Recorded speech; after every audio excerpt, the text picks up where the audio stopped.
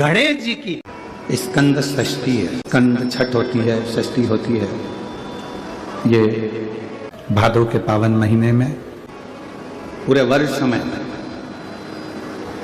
केवल एक दिन स्कंद षष्ठी आती कि स्कंद भगवान के अगर केवल स्कंद पुराण को भी कोई जीव श्रवण कर लेता है तो मृत्यु जीते जी भी उसके लिए मार्ग प्रशस्त होकर एक बार वो भगवान का दर्शन भले वो किसी रूप में करे, पर मरने से पहले उसको ऐसा महसूस होता है कि मैं बैकुंठ का दर्शन कर कर आया हूं। ये उसको भान होता है स्कंद पुराण को मात्र श्रवण कर लेने से।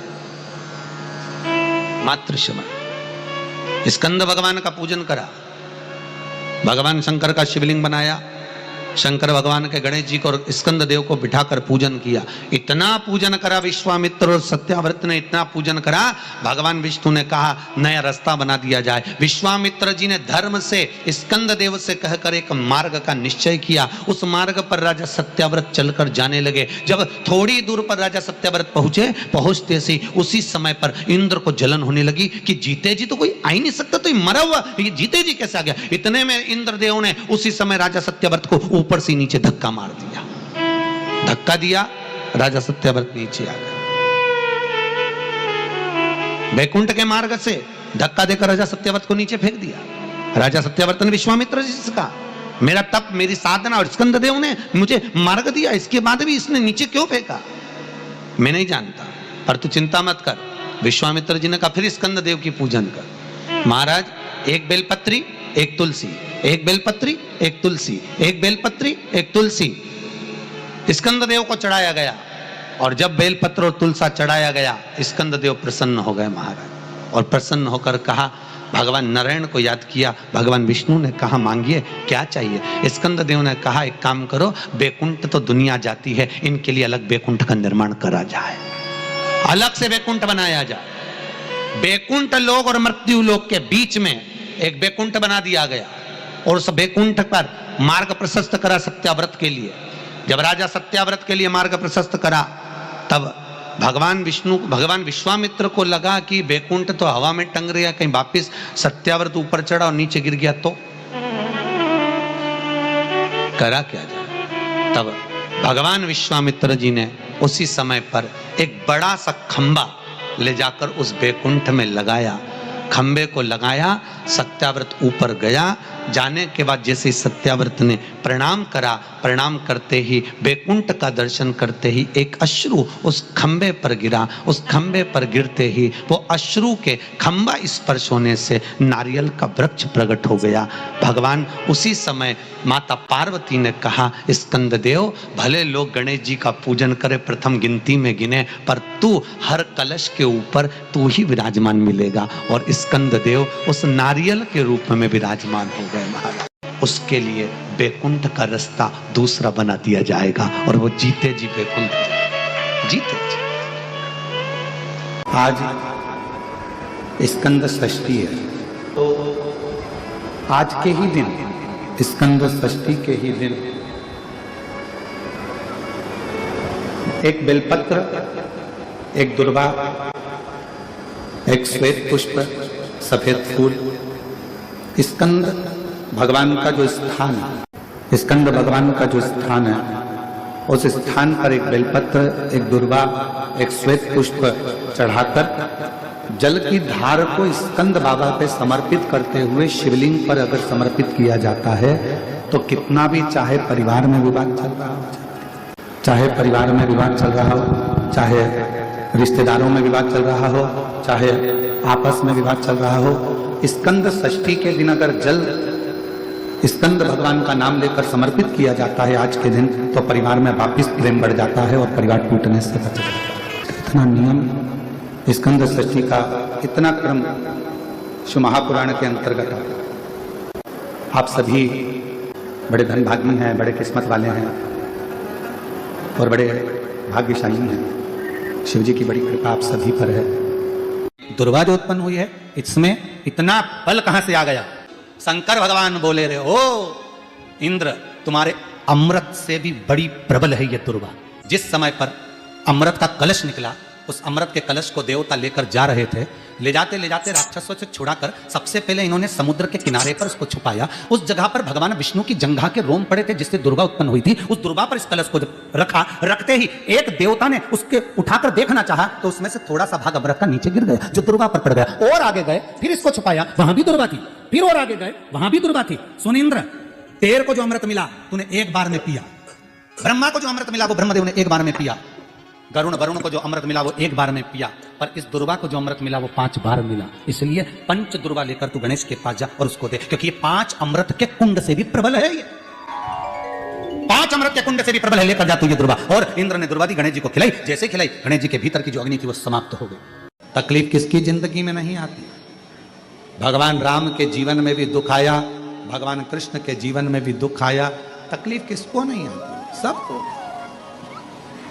इसलिए किसी के दुख को देखकर कभी खुश मत हो। जरा सा किसी के ऊपर तकलीफ आई और सब लोग मिलकर चर्चा करने लगे, अच्छा हुआ, बहुत बढ़िया हुआ, ऐसा तो होना ही था, इसने तो ऐसा करा, अच्छा हुआ। ना, किसी को बीमारी आई कभी मत कहो कि दूसरे को बीमारी आती है ना तो दुनिया के लोग सोचते हैं कर्म का दंड भोग रहा है, और खुद को बीमारी आई, फिर खुद को तकलीफ आई, फिर खुद को कष्ट आया। फिर इसलिए कभी किसी की जिंदगी में अगर तकलीफ है तो भगवान से प्रार्थना करना, बाबा इसके जीवन में दुख आया है, भले मेरा बेरी है, कष्ट है, मेरे से लड़ता है, पर बाबा दुख समाप्त करना। जब हम सर्वे भवन्तु सुखिनः की कामना करेंगे ना तो सबसे पहले भगवान सुख हमको देगा। सबसे पहले सुख हमें मिलेगा। इत्र की शीशी खोलिए, दूसरे पर इत्र लगाइए, सबसे पहले इत्र की खुशबू किसको आएगी? जम के बोलो, अपने। हमारा हाथ सुगंधित होगा क्योंकि हमने इत्र की शीशी खोली है। पहले सुगंध हमको आएगी, सामने वाले को बाद में, क्योंकि इत्र की शीशी हमने खोली है। हम जब दूसरे के लिए अच्छा बोलना प्रारंभ करेंगे तो सबसे पहले परमात्मा हमारा अच्छा करना प्रारंभ कर देगा।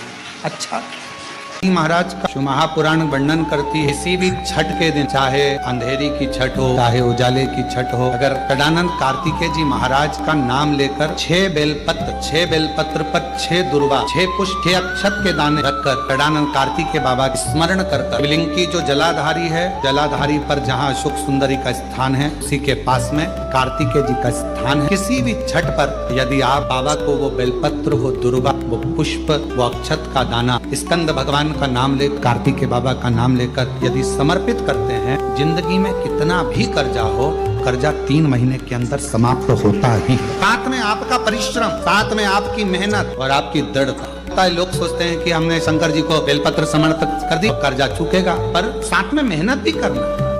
अगर आपके घर में छोटा सा शिवलिंग विराजमान है, या आपके घर में कुबेरेश्वर धाम का कंकर है, और आपके घर में यदि शंकर भगवान का शिवलिंग है, या सीहोर का रुद्राक्ष हो, या शंकर भगवान का शिवलिंग हो, या कंकर शंकर हो, तो निवेदन है जहां पर भी शिवलिंग आपके घर में विराजमान है, अगर छोटी सी कटोरी में एक बेलपत्र को आप नीचे रखिए, छोटी सी कटोरी उस बेलपत्र के ऊपर रखकर उसमें थोड़ा सा मधु, शहद, शंकर भगवान की साक्षी में शिव जी के सामने अगर शुक्रवार रखना प्रारंभ कर दो, धीरे धीरे संपदा की वृद्धि अपने आप होना प्रारंभ होगा।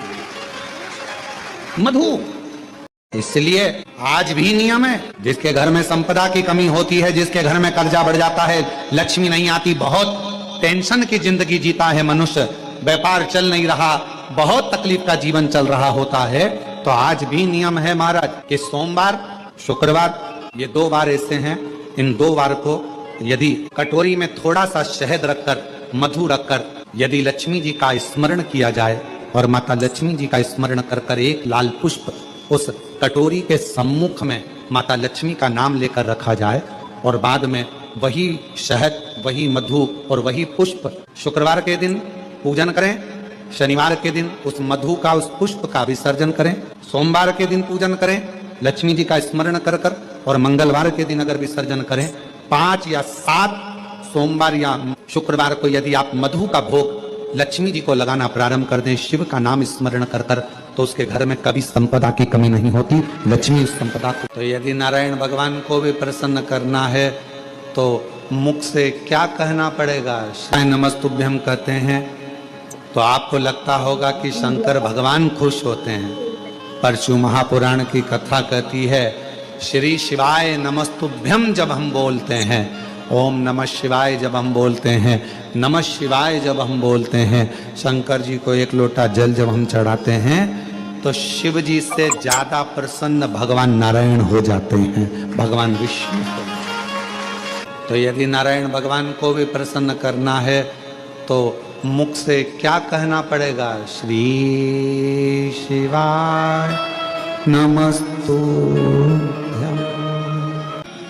भस्म का श्रृंगार, भस्म का दर्शन और भस्म धारण करना, ये भगवान शंकर की अविरल भक्ति है। और मेरी जीजियों, मेरे जीजाओं, बेटियों, बेटाओं, मेरी माताओं, मेरे बुजुर्ग, मेरे माता पिता तुल्य जितने भी भाई बंधु बैठे हैं, आप सबसे निवेदन करूं, ज्यादा नहीं तो प्रयास करा करो अपने घर में काशी की या उज्जैनी की या जो भी बड़ा शिवालय हो, वहां की थोड़ी सी भस्म अपने घर में होना चाहिए।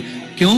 कभी कभी हफ्ते भर, 15 दिन, 20 दिन, 25 दिन में वो भस्म यदि हमारे कंठ पर, मस्तिष्क पर या अपनी जो अच्छी जगह है, कोई फैक्ट्री है, कोई दुकान है, कोई व्यापार है, कोई व्यवसाय है, अन्य जगहों पर कोई कह देता इसने टोना कर दिया, कोई न कहे उसने टोटका कर दिया, कोई न कहे इस पे कुछ न कोई जादू कर दिया। ना ना ना, शंकर की भस्म अगर किसी घर में है, शिव के शिवलिंग पर चढ़ी हुई भस्म यदि आपके पास में है, तो दुनिया का ना तो कोई टोना हो सकता है, ना कोई टोटका हो सकता है, ना कोई हवा हो सकती है, ना कोई हानि हो सकती है।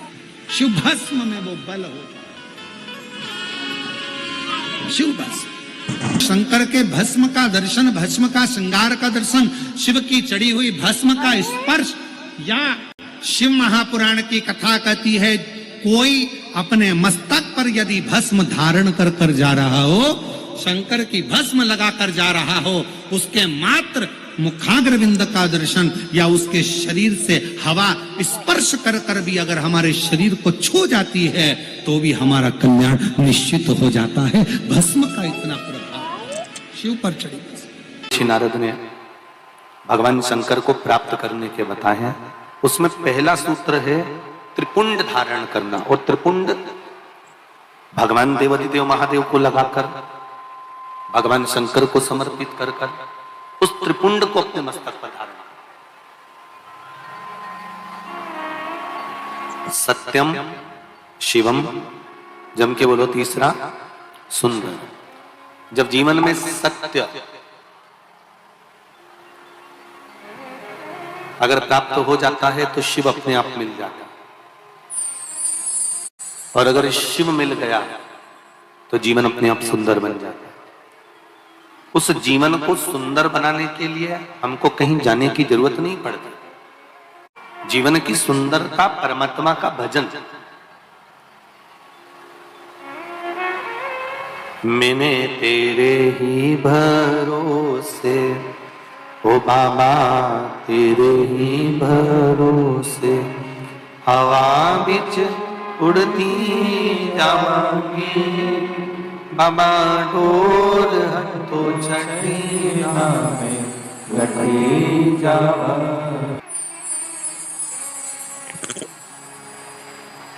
शिव मंदिर में लगाया गया, चाहे भस्म हो, चाहे चंदन हो, हल्दी हो, अबीर हो, गुलाल हो, भगवान शंकर को समर्पित करी गई कोई भी वस्तु हो, उस वस्तु का, उस सामग्री का त्रिपुंड। बास्केट मध्ये ना कार्ड और हम तो पहले भी कथा में कहे, आज फिर आपसे कहते हैं कि आप रोज प्रतिदिन भगवान को लगाई गई सामग्री का अगर त्रिपुंड नहीं लगा सकते तो हफ्ते में कम से कम एक दिन ऐसा बना लो कि आज मैं शंकर मंदिर जाऊंगा और शिव जी के मंदिर पर अगर जो मिला उसका मैं मस्तक पर त्रिपुंड लगाऊंगा, भले फिर वो जल क्यों ना मिला हो, भले वो कोई सामग्री क्यों ना मिला। सूत्र बताया गया है भगवान शिव का पंचाक्षर मंत्र।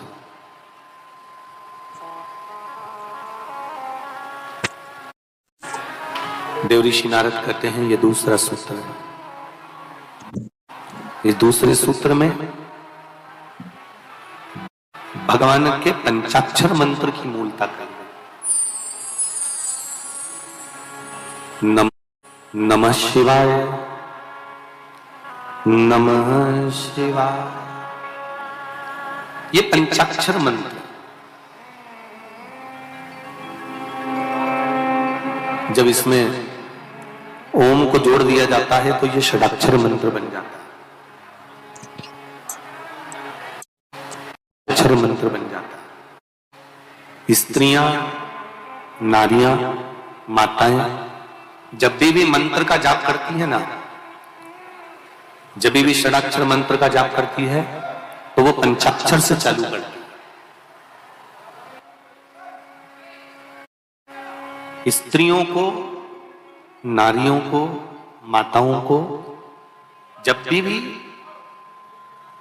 शिव नाम के मंत्र का जाप करना है तो पहले उनको पंचाक्षर से चालू करना पड़ेगा। दूल्हा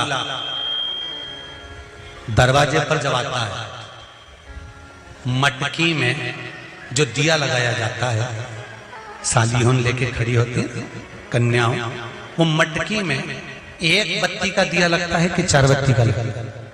जम के बोले 4 बत्ती का लगता है ना, 4 बत्ती का दिया, क्योंकि हमारे यहाँ शुभ कार्य हो रहा है, 4 बत्ती का दीप लगाया।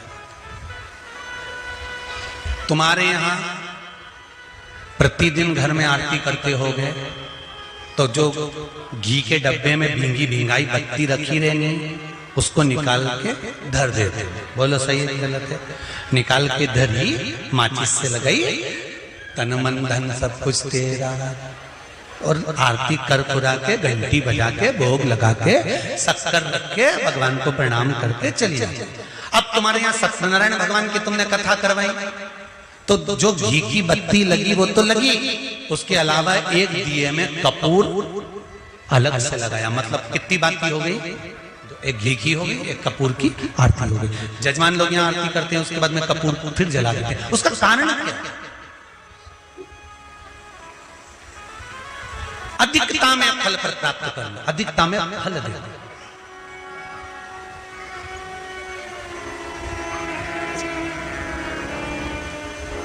साल, 2 साल, 4 साल, 6 साल में आप भी प्रयास करा करो, पतली पतली बत्ती बनाकर 108 गिनकर घी में जब उसको पूरी बांध लो, घी में भिगोकर रख लो। कोई घर में विशेष कार्य हुआ या कहीं तीर्थ गए, कहीं गंगा जी के घाट पर गए, सरयू, मंदाकिनी, नर्मदा, गोदावरी, छिपरा आदि के घाट पर गए तो उस बत्ती को प्रकट कर कर जलाकर रख दिया। क्या होता है उससे? माता सती ने कौन सा पुण्य करा था जो शंकर भगवान के कंधे पर शव पड़ा हुआ था और शंकर नाच रहे थे? वो सती का पुण्य था कि वो कभी एक सामग्री से शिव को प्रसन्न नहीं करती थी, बहुता में देकर शंकर को रिझाती थी। इसलिए शिव ने उसको अखंडता प्रदान की।